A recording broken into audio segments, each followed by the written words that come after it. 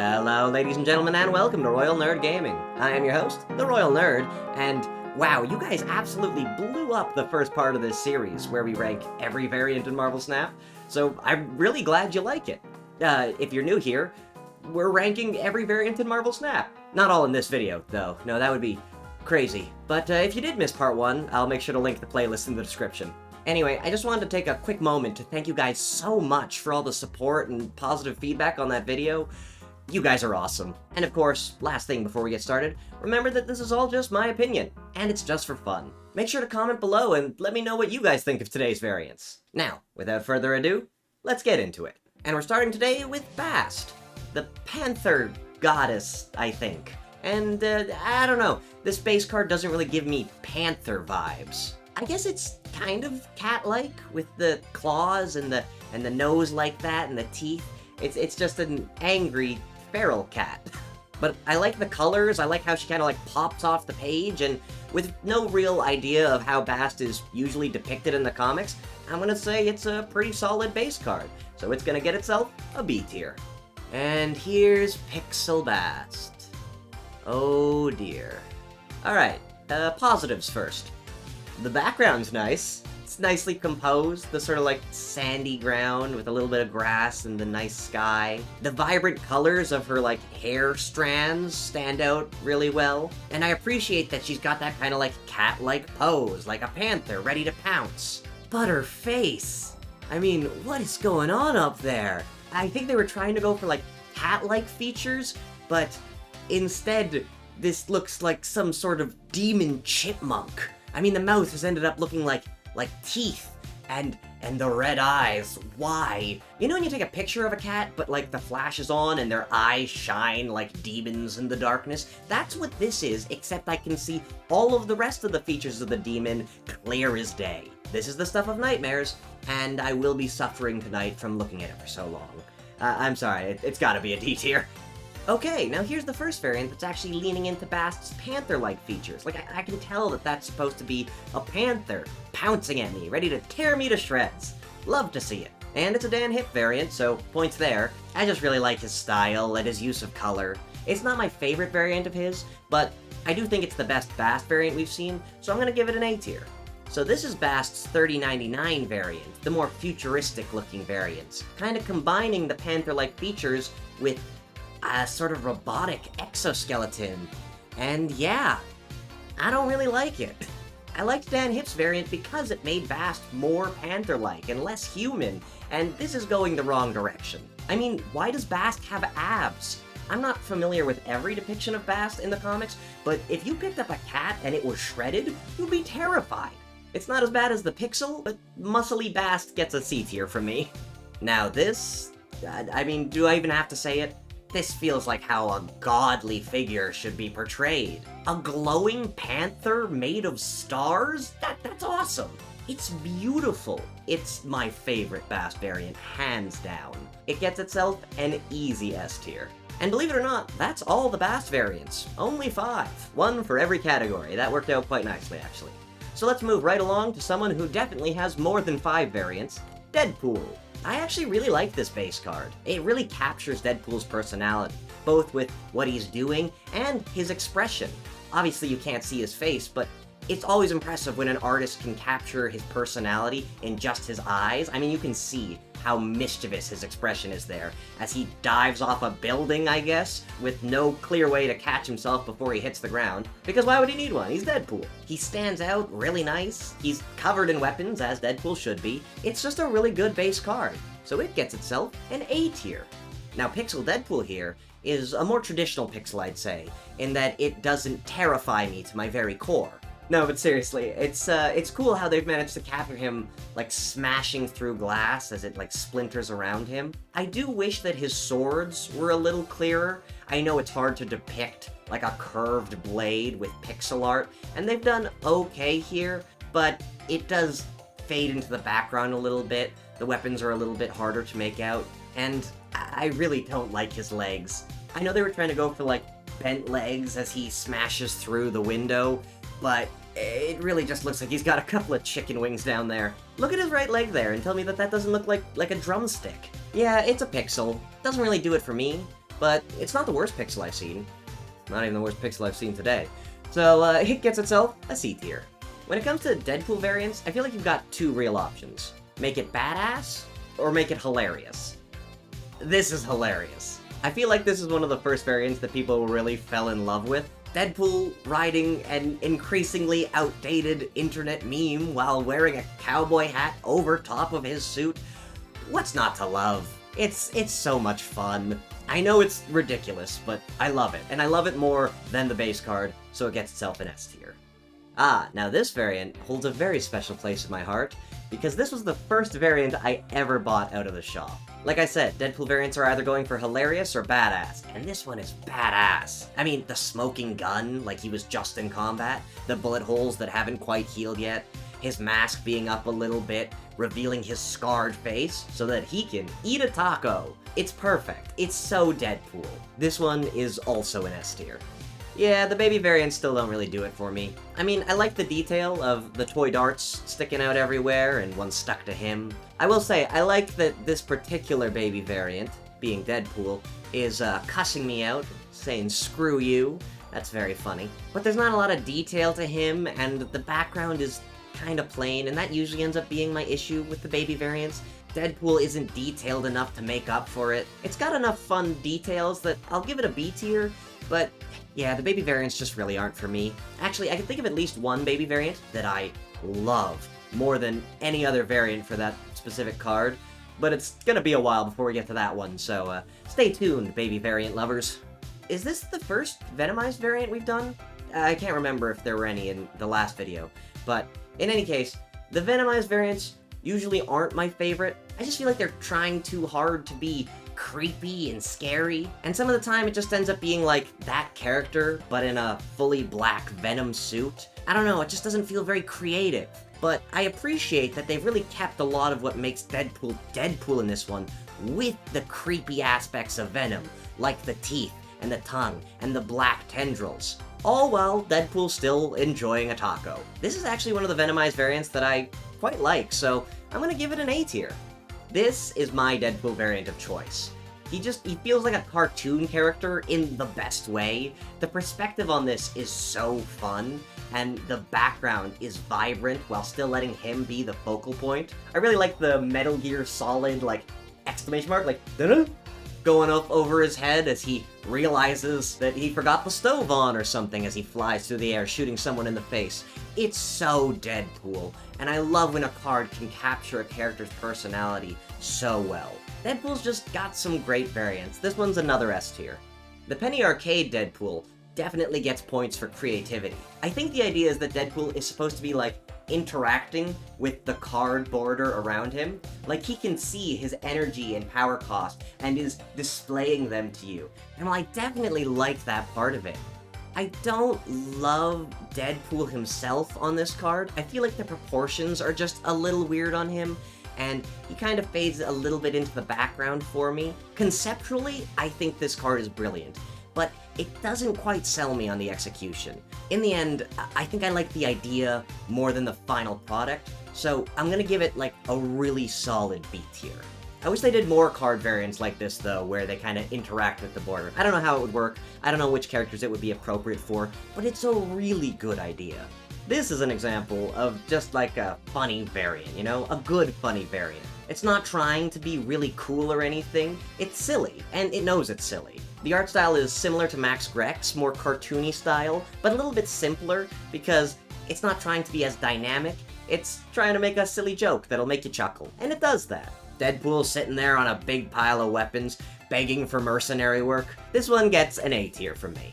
Post-apocalyptic Deadpool now has gone all the way out of funny territory and all the way into badass territory. He's covered in spikes and knives, his cape is in tatters, he's drawing a blade, his mask is now also part gas mask, maybe because the atmosphere is no longer breathable. This variant is going for a more gritty, edgy Deadpool, and I think it does it really well, especially with the orange haze of the background creating an almost fire-like effect, as if he's emerging from the flames of battle. This is a really cool variant. One of my favorites if you're looking for a less funny Deadpool and a more badass Deadpool. So it gets itself an S tier. One word tends to come to mind when I see Jim Lee's variants, and it's classic. This is classic Deadpool. Now, classic's not always a good thing. Sometimes characters in a more classic aesthetic can feel dated, but Deadpool's outfit and vibe have remained consistent enough that this variant just feels like a really cool, classic depiction of him. It's not my favorite Deadpool, but it still earns itself an S tier. Peach Momoko's variants have this sort of watercolor aesthetic that manages to combine like really bright and vibrant primary colors that she wants you to focus on with more muted and faded secondary colors. Like the red here is so bright and great to look at. And then the black of his suit is a little bit more of a dark gray, and it works really well. I mean, I love Peach Momoko's art.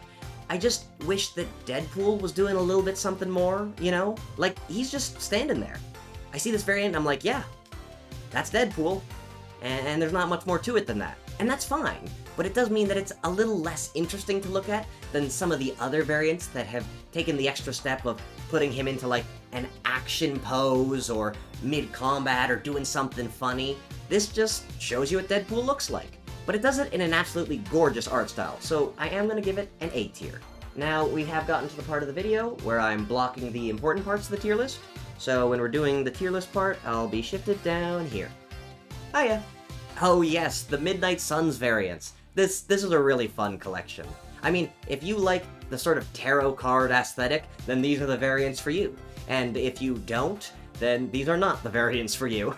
Now, I'm not personally so attached to the tarot card look that I'd want to get, like, every single one of the Midnight Suns variants, but there's definitely a few that I'd consider, like the ones that I really like, and I think this one is really good. I mean, it's very fitting. The Fool? Deadpool's a fool. He's the Fool. It's perfect, really. And if there's one thing Deadpool loves doing, it's putting silly hats on top of his outfit, which is exactly what they've done here with the little jester hat on top of his mask. His pose manages to be kind of an action shot of him jumping through the air, swords drawn, while also being very funny looking. I mean, just give me a minute.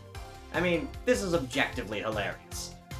I really like the Midnight Suns Deadpool. He gets an A tier from me. Now, I don't think this variant is released yet, but this is the version of Deadpool that we saw in the trailer that came out just a few months ago. And I think the same thing now that I thought then.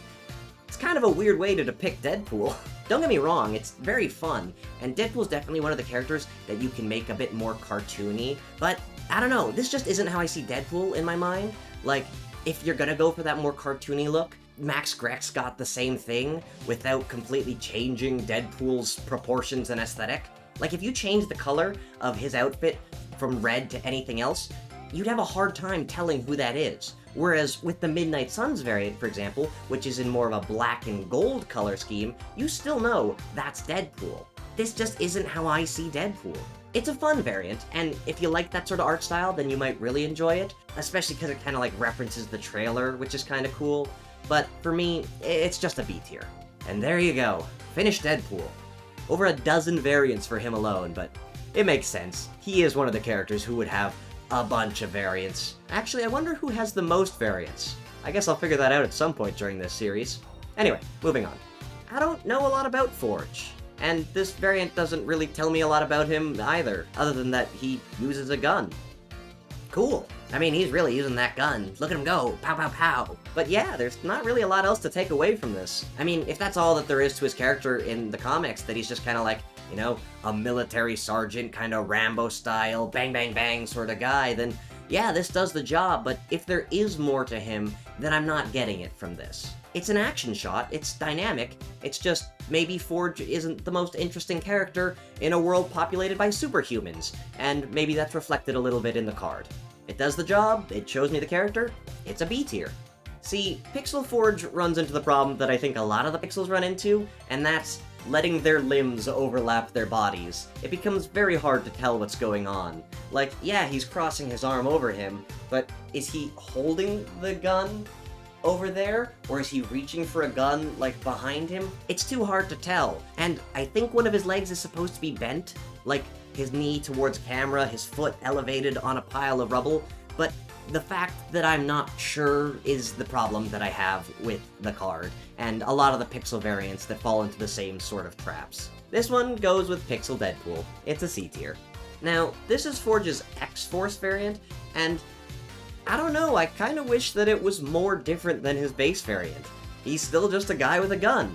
Except this time he's making, like, a weird grabbing motion with his spare hand. Why is he doing that? You see what I mean? You see, like, this looks weird. Why is that, what is he doing?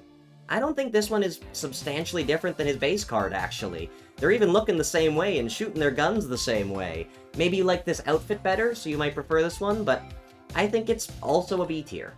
I see a lot of people using this variant, actually, and I don't know if it's just, like, really well liked, or if it's just a variant that a lot of people have gotten out of caches, but it's really not doing anything for me. At least in the base card and the X-Force variant, he's, like, in battle, which is kinda cool. Here, he's just standing there, leg up, ready to fix things, because he's a mechanic, I guess. I don't know, it's not interesting to me. I'm gonna put it in the C tier. Now this is a fun steampunk variant. I mean, if you're gonna be a guy with a gun, then be the guy with the biggest gun, you know? He's having the time of his life here, sitting in a elegant throne, yelling at the top of his lungs as he fires 2 Gatling guns. It's crazy, it's over the top, and I like that. It makes him more interesting by giving him something more interesting to do. I mean, firing 2 massive guns at once? That's way better than firing just 1 little gun, come on. This is gonna be our first Forge variant to get an A tier. Another Jim Lee variant, and another one that really makes you go, oh yeah, that's what that character's supposed to look like, you know? That's where those ideas originated from. And in the case of Forge, I actually like this depiction of him more than the other ones. I mean, he's not just firing that gun, he's firing it a bunch. Look at how many bullets are flying. He's covered in, like, bandoliers and bullets and grenades. He's the gun guy. Oh, I get it now. He's a one-man walking war machine. Except, not war machine. That's somebody else. Name is already taken. The shadows work really well here to accentuate the intricate details of the robotic parts of his body, as well as his weapons and his suit. The colors aren't too bright, yet still stand out against the billowing smoke of him being in the midst of battle. This gives me more of an idea of who Forge is than I think any of the other variants have, which is why this is going to be Forge's first S tier. Going from Jim Lee Forge to Chibi Forge, it's like 2 different characters. And even though I don't particularly like the chibis, Rian Gonzalez has worked her magic and has really drawn me in with those colors. Look at how bright and fun Forge's jumpsuit looks. He's got a little wrench. Look at him sticking out his tongue like a silly little guy. It is very funny that this variant where Forge looks like a child is the one where his mustache is the most detailed. That's hilarious.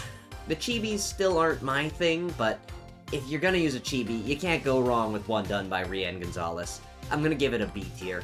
I think so far we've only seen the chibi variants from Rian Gonzalez, but she's got some variants that are definitely like A and S tier, and I'm looking forward to getting to those ones especially. I don't know what's going on with Hellfire Gala Forge here, or why there are alien branches growing around him and offering him a glass of wine, but can I just say, he cleans up really nice. This switch to a more classy, formal aesthetic really works for me. I'm sold. Also, is it just me, or does he kind of look like Tom Selleck? That's a plus, right? Anyway, I love this Forge variant. I want it. It's my aesthetic. It's an S tier. And that's it for Forge's variants. Now, I believe if you organize the cards by energy cost in-game, the next card to show up is actually Hawkeye. But we're gonna skip ahead of Hawkeye and skip ahead a few more cards, because the next 2 cards all have quite a few variants, and we just don't have enough space for them left in the tier list. So I looked ahead for a card that didn't have too many variants, but still had enough that it would fill out the space we have left. And the card that I landed on is Agent 13. Now, I think I have the same problems with this card that I do with Forge's base card. It's just character with gun. And I get that there might not be a lot more to these characters, but if that's the case, I feel like you've got to work a little harder and do a little more to make sure the card is interesting. And unlike Forge's base card, there's not even like a cool battlefield taking place in the background. Or if there is, we can't see it. I mean, I think that's what this is supposed to represent, her kind of taking cover while she's under fire, but all we're getting out of this is a brick wall. It just feels especially basic, even for a base card, and is definitely less interesting than Forge's, so it's gonna go in the tier underneath his base card and end up with a C. Honestly, everything I just said about the base card also applies here. I mean, this is just woman with gun, except now we've also lost any of the complexity of her facial expressions, and we're left with 2 black dots for eyes and thin line for mouth. And I know it's pixel art, it's inherently a more limited medium, but I think it's harder to do justice to the characters whose faces you can see. Like, it's really hard to do human facial expression in pixel art. Whereas Deadpool, it's just a mask. It's mostly red with some black diamonds and then some white slits. That's just what Deadpool looks like, so it's easier to transfer into the art style than an actual human face. Like, if you were to zoom in on her, you would have no idea what character this is. Combine that with the fact that her pose and the background just aren't that interesting, and this one's a D tier from me. But it's a higher D tier than Pixel Bast. I just want to be clear on that. That one goes at the bottom. Now, this Agent 13 variant is actually more what I would have expected out of the base card. It feels like she's got a bit more personality here. Like, the base card is very soldier, but this one feels more secret agent, and I think that's more her vibe. Plus, with the SHIELD logo in the background, we have a better idea of who she is and what she's about. She's an agent of SHIELD. Ah, that makes sense why she's Agent 13 now. Overall, I think this variant is just doing what I would want a base card to do, and I mean that as a compliment, especially when I don't think her base card accomplished that. It's giving me an idea of who she is, and so it gets a B tier.